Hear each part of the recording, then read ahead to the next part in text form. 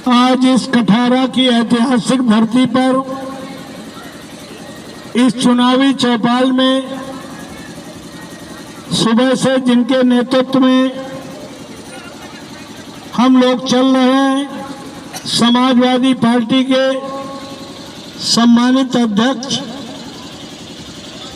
और यहाँ से पूर्व विधायक आदरणीय मुनीन्द्र शुक्ला जी, मंच पर उपस्थित हमारे कांग्रेस के गठबंधन के साथी पूर्व जिला पंचायत सदस्य आदरणीय महेश शुक्ला जी, कांग्रेस पार्टी के पूर्व जिलाध्यक्ष हमारे बड़े भाई आदरणीय रामेंद्र सिंह मुंडा जी, और जिस युवा साथी के नेतृत्व में आज 18-20 मीटिंगें लगी हैं, हमारा लोहिया वाहिनी का साथी भाई शरद यादव जी, इस विधानसभा के शानदार विधानसभा अध्यक्ष आदरणीय के कुशवाहा जी, इस कार्यक्रम में उपस्थित हमारे अनुसूचित जाति प्रकोष्ठ के जिलाध्यक्ष आदरणीय रंजन पासवान जी, आदरणीय प्रधान जी, करमवीर जी, जितेंद्र जी, हमारा अभी युवा साथी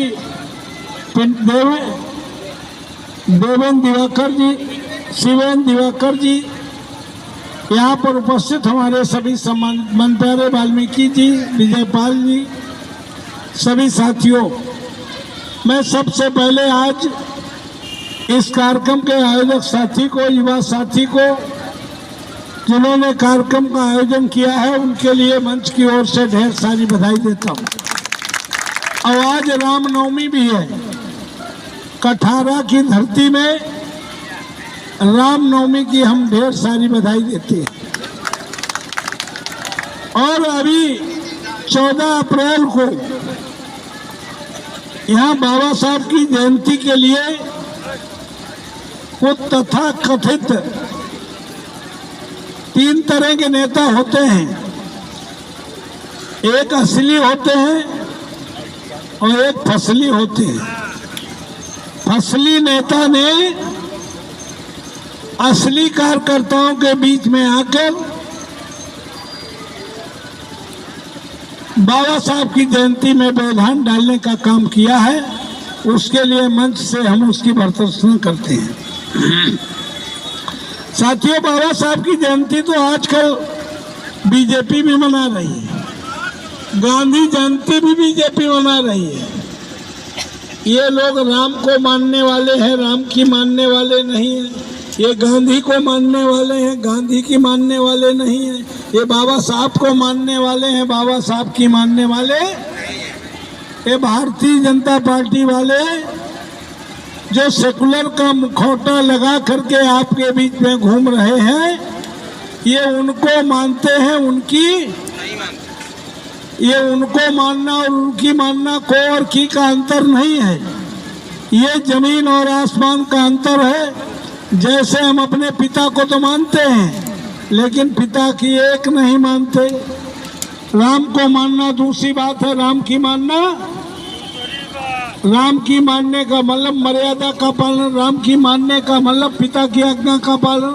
और वो रास्ता न तो खजाने की ओर जाता है, न सिंहासन की ओर जाता है, 14 वर्ष जंगल की ओर जाता है।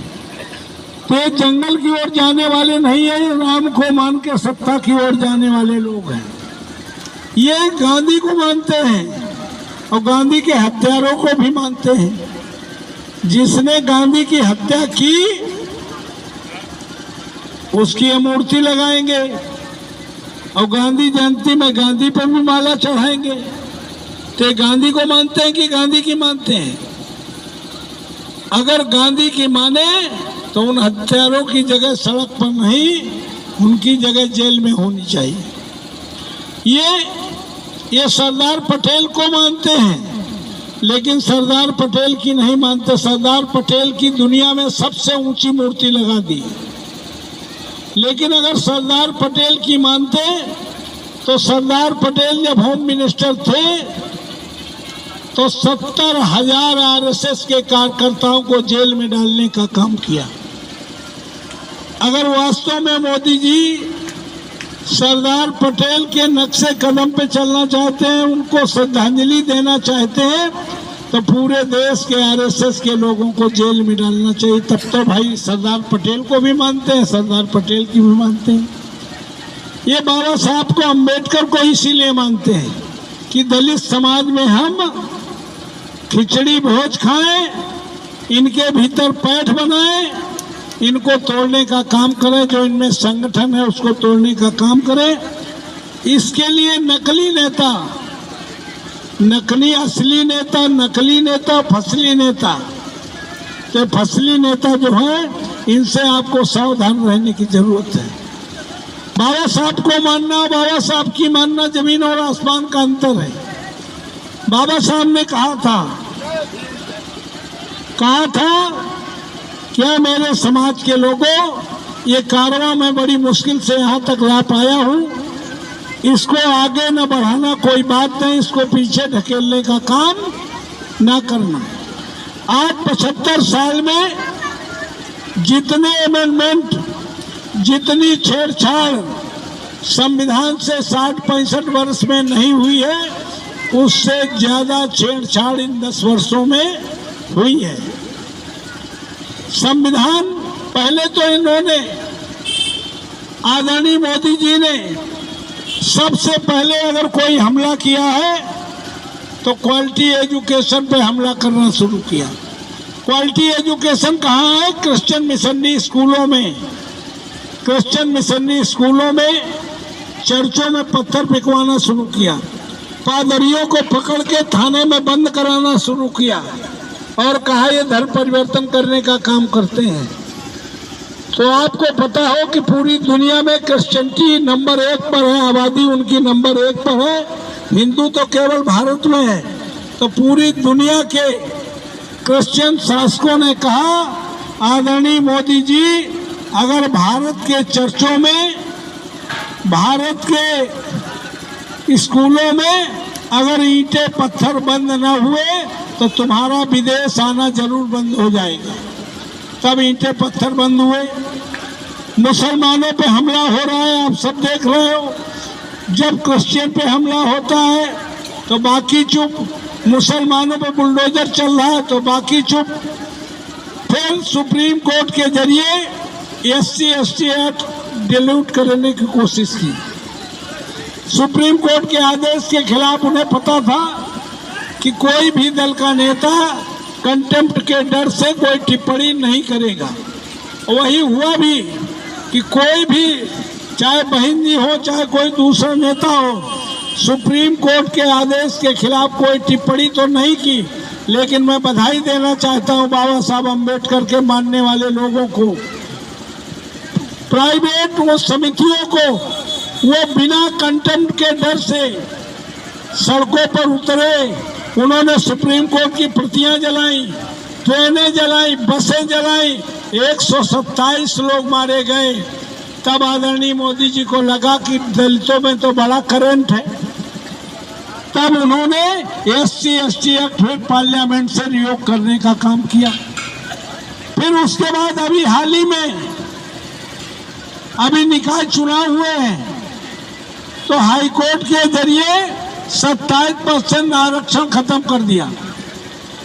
और जिस दिन आरक्षण हाई कोर्ट ने खत्म किया कि निकाय चुनाव में पिछड़ों के 27% की आवश्यकता नहीं है, इसे समाप्त किया जाता है, उसी दिन हमारे पास दैनिक जागरण वाले का प्रेस का आया फोन कि पाल साहब, हाई कोर्ट ने कहा है कि निकाय चुनाव में पिछड़ों का आरक्षण बिना चुनाव कराए जाए। हमने कहा हम हाई कोर्ट के आदेश का स्वागत करते हैं और सरकार को चाहिए बिना 27% आरक्षण लागू किए निकाय चुनाव करा दे, ताकि आधी से ज्यादा आबादी को जो हिंदू का बुखार चढ़ा है वो पूरा पूरा उतर जाए।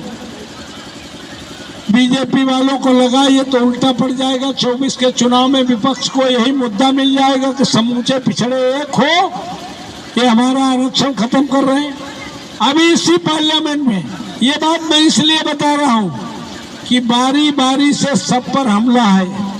पूरे देश के संसाधन संपत्ति कि इन्हें ब्राह्मण क्षत्रियों को थोड़ा दिया है। दो गुजराती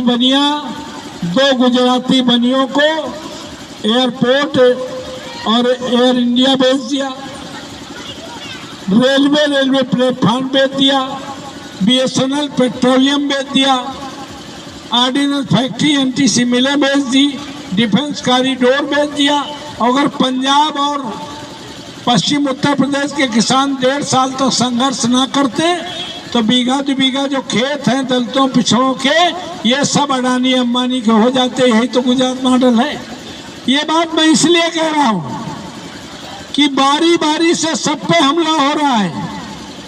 माइनॉरिटी पे हमला हो रहा है तो हम चुप, दलितों का SC ST डायलूट किया जा रहा है तो हम चुप, जब पिछड़ों का हो रहा है तो हम चुप। इसीलिए हमारे नेता ने PDA बनाया है, इसीलिए हमारे नेता माननीय अखिलेश यादव जी ने PDA बनाया है। PDA का मतलब है पिछड़ा, दलित, अक़लियत आदि आबादी अगड़े समाज के वो लोग जिन्हें लोकतंत्र पे आस्था है, जिन पे संविधान पे विश्वास है, वो सब एक हो जाओ अगर तो निश्चित तौर पर जानिए इस देश में बुद्ध का भारत बन सकता है, जिसको 2500 साल पहले बुद्ध ने कहा था सर्वे भवन्तु सुखिनः सर्वे सन्तु निरामया सर्वे भद्राणि पश्यन्तु मा कश्चित् दुःख भाग् भवेत्, कोई दुखी ना रहे। ये भारत के संविधान में वो ताकत है, उसको अगर सही मायने में लागू करने वाले मिल जाए तो बाबा साहब अम्बेडकर ने कहा था कि हमने तुम्हें एक वोट का अधिकार दे के प्रधान से लेके प्रधानमंत्री बनने का अधिकार तो दिया ही है।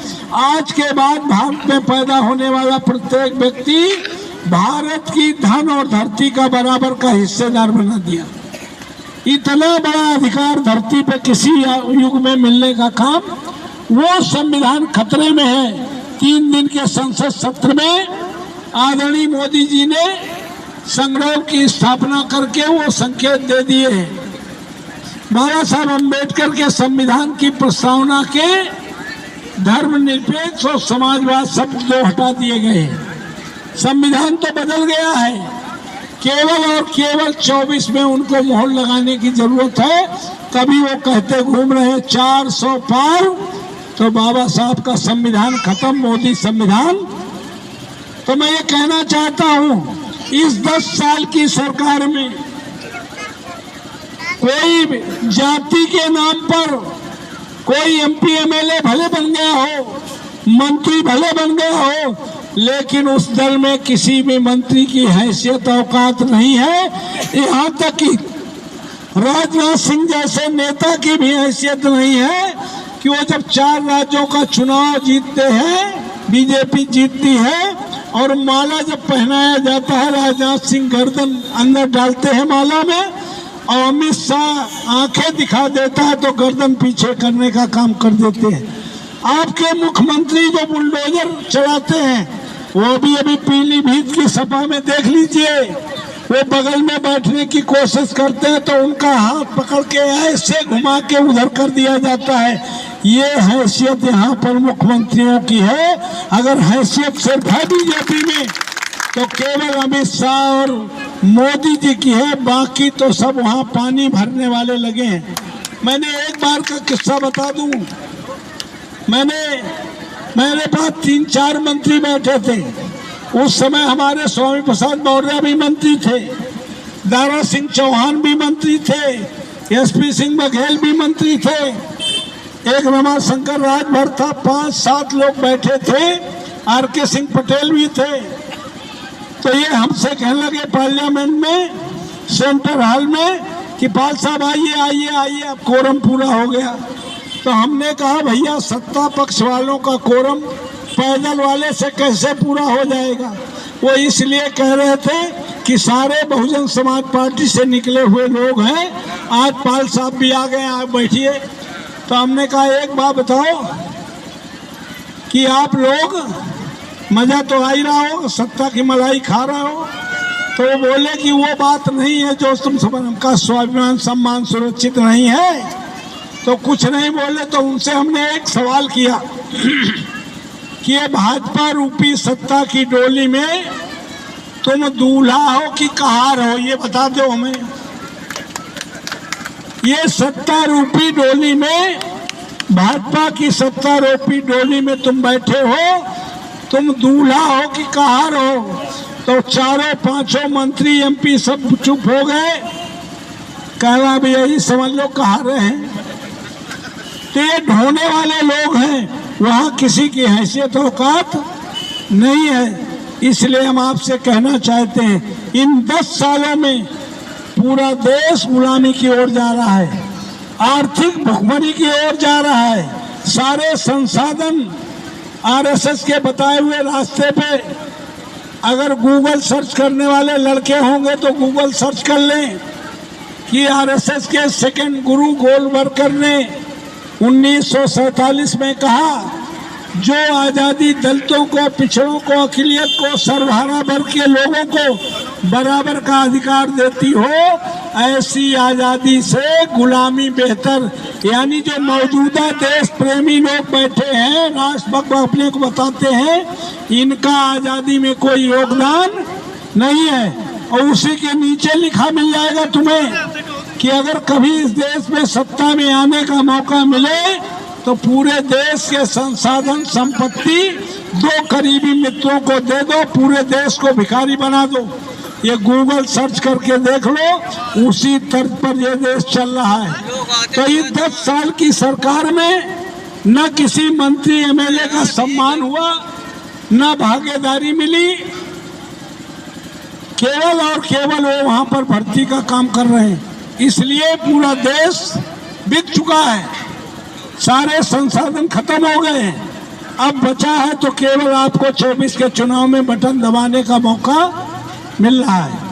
तो साथियों, ये चुनाव सिर्फ और सिर्फ बाबा साहब अम्बेडकर के बनाए हुए संविधान को बचाने का चुनाव है, लोकतंत्र बचाने का चुनाव है, आने वाली पीढ़ी के भविष्य को बचाने का चुनाव है। ये चुनाव राजा रामपाल को एमपी बनाने का अकेले चुनाव नहीं है।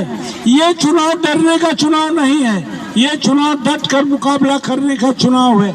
ये चुनाव बंटने का चुनाव नहीं है। दलित, पिछड़े, अक़लियत, आदि आबादी, अगड़े समाज के सब लोगों को मिलकर के इस देश को बचाने के लिए, और देश को बचाने में अगर कोई सक्षम है तो इंडिया गठबंधन है, माननीय अखिलेश यादव, माननीय राहुल गांधी सक्षम है, दूसरा कोई सक्षम नहीं है। ये 2 नेता बिना डरे, बिना रुके संघर्ष कर रहे हैं। इसलिए आपसे निवेदन है, इंडिया गठबंधन को चुनाव चिन्ह साइकिल पर बटन दबा करके हमारा सहयोग करने का काम करोगे। मैं आपके बीच में 2 बार रह चुका हूं। हमने पूरी राजनीतिक जिंदगी में कभी आने वाले का नाम, उसकी जात, उसका दल, उसका धर्म, उसका क्षेत्र कभी नहीं पूछा। हम आने वाले का केवल काम पूछते हैं। सार्वजनिक जीवन में लोगों को जात, दल, धर्म, क्षेत्र नजर आते हैं। हमारे कंप्यूटर में गए हमें सारे भाई, सारे इंसान नजर आते हैं। 25-30 साल में कोई करोड़पति, अरबपति, लखपति हम पर भरोसा करता है कि नहीं करता? 25-30 साल में हमने समाज के उस आखिरी व्यक्ति को भरोसा पैदा करा दिया है जिसके पैरों में चप्पल नहीं, शरीर में कपड़ा नहीं, पेट में भोजन नहीं, हमारे जैसे व्यक्ति के पास आने तक के पैसे नहीं, अपनी समस्या कहने के शब्द नहीं। 150 किलोमीटर दूरी पर 1 करोड़ की आबादी वाले कानपुर नगर देहात में समाज की आखिरी पंक्ति में खड़ा आदमी भरोसा करता है कि अभी राजा रामपाल को टेलीफोन करेंगे मदद हो जाएगी, अभी चले जाएंगे मदद हो जाएगी। ये भरोसा समाज के उस अंतिम व्यक्ति को हमारे शरीर की अंतिम सांस तक कायम रहेगी। हम शिवेंद्र दिवाकर को भरोसा दिलाते हैं, बाबा साहब के अम्बेडकर के संविधान को बचाने के लिए जरूरत पड़ेगी तो सड़कों पर उतरेंगे, जरूरत पड़ेगी तो जेल में जाने का काम करेंगे। इससे भी बड़ी अगर जरूरत पड़ी तो बड़ी से बड़ी कुर्बानी देने के लिए राजा रामपाल 24 घंटे तैयार रहेंगे। ऐसे आश्वस्त करते हुए आने वाली 13 तारीख में चुनाव चिन्ह साइकिल की सब लोग मिलकर इतनी बटन दबा दो कि अगर रास्ते में कहीं कमल वाला दिखाई भी पड़े तो साइकिल के टायर के नीचे दब करके हमेशा हमेशा के लिए दफन हो जाए। आप सभी को बहुत बहुत धन्यवाद। जय भीम, जय भारत।